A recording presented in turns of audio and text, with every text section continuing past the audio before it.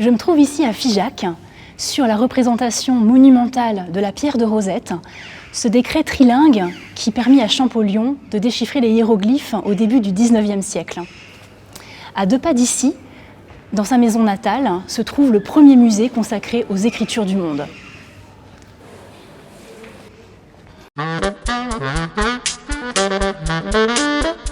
Le travail que j'ai engagé au Labex Aztèque vise à étudier la place des sens dans la relation entre les hommes et les dieux en Égypte ancienne, en prenant pour cadre les rites et les fêtes qui se déroulaient dans les temples. Les parois des temples égyptiens étaient recouvertes, à l'extérieur comme à l'intérieur, de scènes gravées et peintes représentant le pharaon face aux divinités locales. Chaque scène consiste en la représentation du rite, essentiellement des offrandes, accompagnées de légendes sous forme de textes hiéroglyphiques. Ces offrandes étaient de nature diverse, des vases, des pains, de la bière, des tissus, des fleurs, des miroirs, et la plupart des offrandes sollicitent les sens des divinités, ce que les textes décrivent avec précision.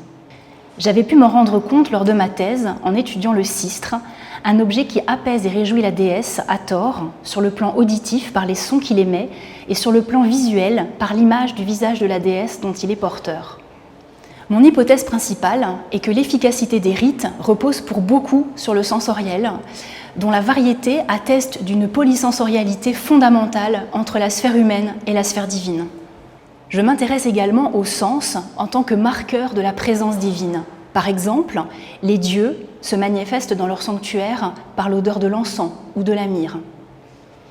Mon travail consiste à rassembler le vocabulaire des sens dans les textes des temples, c'est-à-dire tous les mots qui nomment la vue, l'ouïe, l'odorat, le goût et le toucher pour en décrypter la valeur rituelle. J'ai pour ceci à ma disposition l'édition typographiée des textes ainsi que les dessins au trait des scènes rituelles que je complète avec des photos personnelles.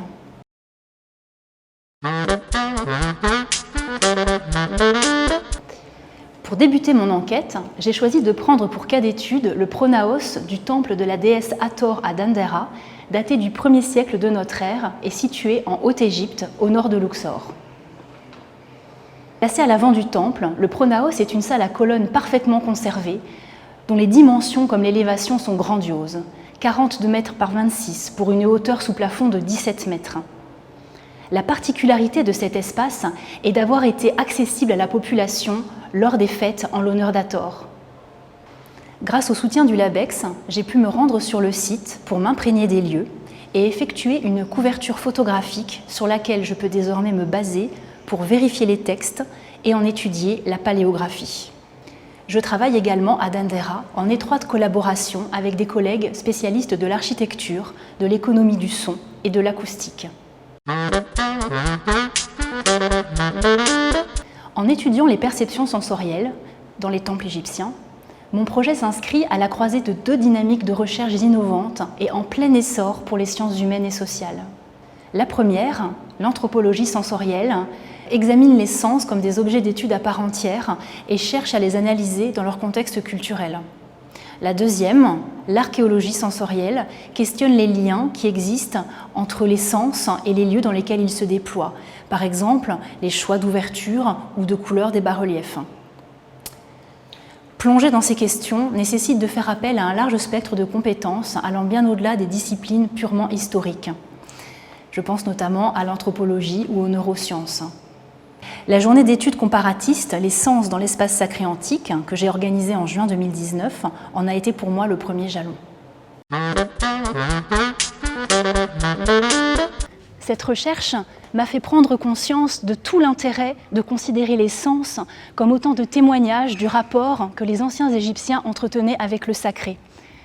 De plus, tout indique que les hommes et les femmes de l'ancienne Égypte faisaient l'expérience de perceptions extrasensorielles lors des grandes fêtes religieuses.